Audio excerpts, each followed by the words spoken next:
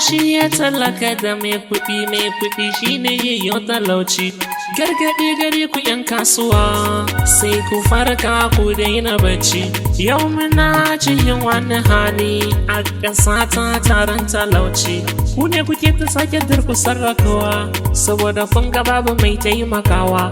Ku ne kuke ganin talakawa, kuma kun san hali na kowa. Sarki Allah ba zai bar ku ba, lalle ba zai bar ku ba. Tatararara, tatararara,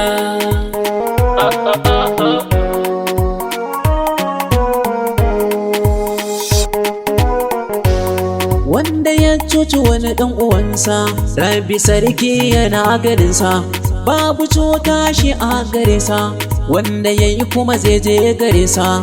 'Yan kasuwa kuke da barna, kuna da halaye munana, bakin halin kuma ya kai a nuna. Ku cuci 'yan uwanku ku ringa murna, ku daga dukkanin farashi na kaya, ku ringa ce gwamnati ce ta sauya.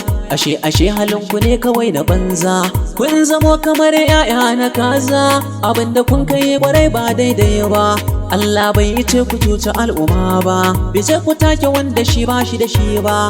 Allah bai hana shi dan bai so nayi ba, kuma ba fa kun fi kowa ne gunsa ba, ba shi ne yasa ya ba ku arziki ba. Mu gyara halin mu 'yan uwa, mu gyara sai mu gyara. Mun ji tsoron Allah, mun ji tsoron Allah.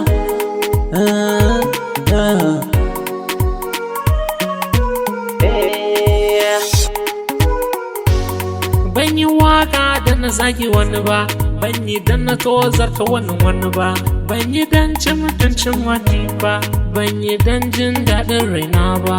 Gaskiya nake faɗa ga 'yan uwana, dan su gyara masu mana barna. Wallahi talaka muna shan wuya, masu hali da masu dukiya, masu san talaka ma ya sha wuya. Rabbana ka sa su gane duk batuna, Yarima ni ne ke raira waka, salo na gaskiya cikin ta daina saka. Mun ji tsoron Allah, mun ji tsoron Allah.